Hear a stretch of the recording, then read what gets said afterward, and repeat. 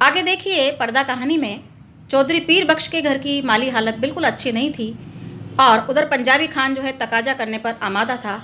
मतलब जो पैसा उन्होंने उधार लिया था नियत तिथि पर नहीं चुकाने पर उसे पता था कि वो किस प्रकार से घर पे आकर या मोहल्ले में जो है शोर मचाएगा, लेकिन फिर भी वो मजबूरी थी, वो कर क्या सकते थे। अब आगे देखिए वो क्या कहते हैं।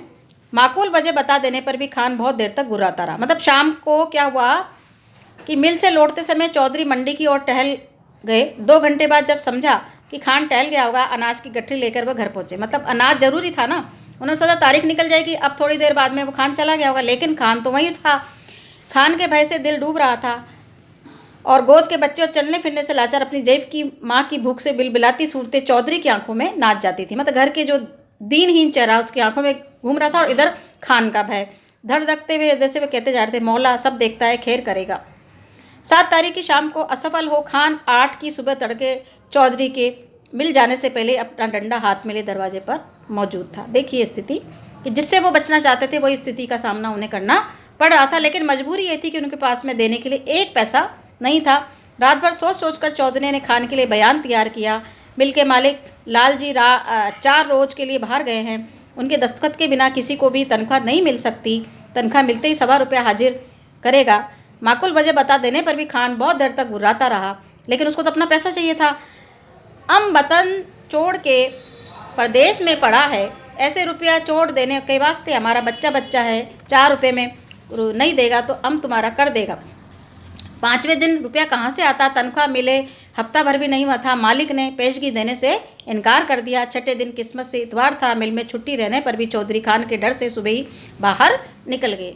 मतलब कितना डर बैठा हुआ था और जान पहचान के कई आदमियों के यहाँ इधर की उधर बातचीत करते हुए कहते, अरे भाई हो तो 20 आने पैसे 2-1 रोज के लिए देना, ऐसे ही जरूरत आ पड़ी है। अबे मियाँ पैसे कहाँ इस जमाने में उत्तर मिला, पैसे का मोल कोड़ी नहीं रह गया, हाथ में आने से पहले ही उधार चुकाने में सब उठ जाता है। मतलब वो कहते कि भाई हमें थोड़ा सा यूं ही काम है, अगर हो तो दे दो, जबकि उन्हें कितनी ज़्यादा आवश्यकता थी पैसे की, ये उनकी आत्मा ही जानती थी। चौधरी पीर बख्श को दोपहर होगी, खान आया होगा और इस वक्त तक बैठा रहेगा, चौधरी ने सोचा और घर की तरफ चल दी। घर पहुंचने पर सुना कि खान आया था और घंटे भर ड्योढ़ी पर लटके दरी के पर्दे को डंडे से ठेल कर गाली देता रहा। पर्दे की आड़ में बड़ी बी के बार बार खुदा की कसम यकीन दिलाने पर भी कि चौधरी बाहर गए हुए हैं, रुपया लेने गए हैं। खान गाली देकर कहता है ना, 4 घंटे से पहले ही खान की पुकार सुनाई दी। चौधरी पीर बख्श की शरीर में एक बिजली सी तड़प गई और वह बिल्कुल निस्सत्व हो गए, हाथ पैर सुन्न और गला खुश। देखिए कि जो तकाजा मतलब करने वाला, जो उधार मांगने वाला था,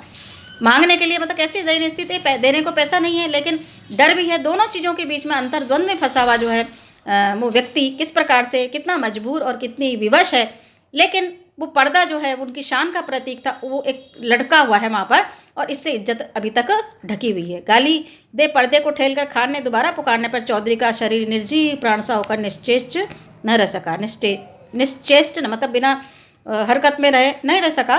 वे बाहर आ गए और बोले। खान आग बबूला हो गए, पैसा नहीं देने के वास्ते चिपता है।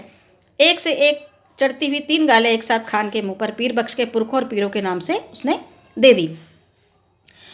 उस भयंकर आघात से पीर बख्श का खानदानी रक्त फड़क उठने के बजाय और भी निर्जीव हो गया। कि देखिए क्या विवशता थी, क्या मजबूरी थी कि वो उसको ये 4 प्रकार की बातें सुनाई पड़ रही थी और केवल इसीलिए कि उन्होंने जो है उससे लिया हुआ जो पैसा नहीं चुकाया था, और ये उनकी मजबूरी थी, व्यवस्था थी, क्योंकि आर्थिक स्थिति बिल्कुल ही बद से बदतर हो गई थी। खान के घुटने छूकर अपनी मुसीबत बताकर मुआफ़ी के लिए खुशामद करने लगे। खान की तेज़ी बढ़ गई। उसके ऊंचे स्वर से पड़ोस के मौची और मजदूर चौधरी के दरवाजे पर इकट्ठे हो गए। जिस बात का डर था वही हुआ, लोग बाग इकट्ठे हो गए और वहाँ तमाशा हो गया। खान क्रोध से डंडा फटकार कर कह रहा था, पैसा नहीं था तो क्यों लिया, तनख्वाह किधर में जाता, हमारा पैसा मारेगा, हम तुम्हारा खाल खींच लेगा, मतलब मेरा पैसा तो तुम्हें देना ही पड़ेगा।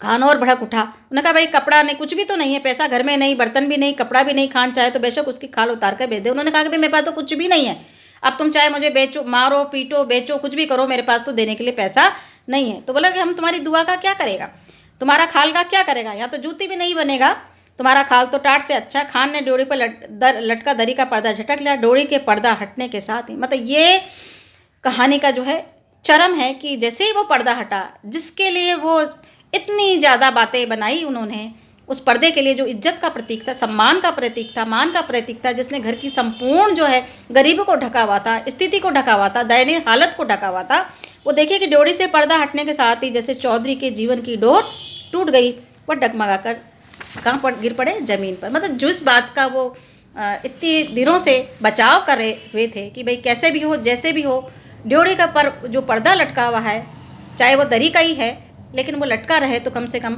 इज्जत घर के अंदर रहेगी, ढकी रहेगी, घर की इज्जत घर के अंदर रहेगी। घर की जो है माली हालत जो जैसी भी थी, या अंदर का जो भी भयावह जो दृश्य था गरीबी का, वो बाहर नहीं आता अगर वो पर्दा नहीं हटता। लेकिन वो समय आ पहुंचा था जिसका उन्हें डर था, और वो स्थिति आ गई।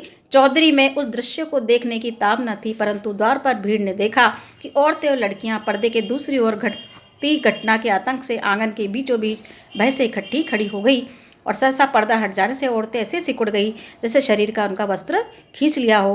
वह पर्दा ही तो था, घर भर की औरतों के शरीर का वस्त्र, उनके शरीर पर बचे चिथड़े उनके एक तिहाई अंग ढकने में असमर्थ। देखिए कितनी मर्मस्पर्शी चित्रण है उस आर्थिक स्थिति जो मतलब बिल्कुल दयनीयता की भी बिल्कुल अंतिम चरम उस पर आ गई थी।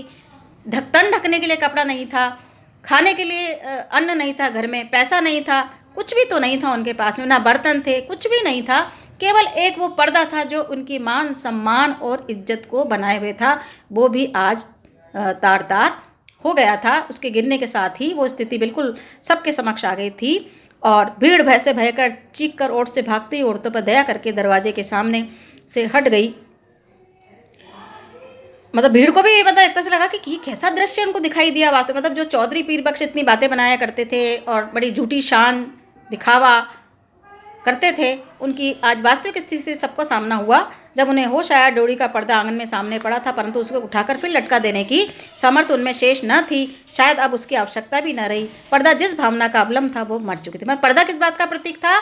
पर्दा उनके मान सम्मान और इज्जत को ढके रखने में मतलब सहायक था। लेकिन जैसे ही खान ने उस पर्दे को हटाया, तो जिस क्षण या जिस स्थिति से बचाव का वो जितने दिन से यत्न कर रहे थे, वो अब सबके समक्ष आ चुकी थी। अब उस पर्दे की कोई आवश्यकता नहीं रह गई थी।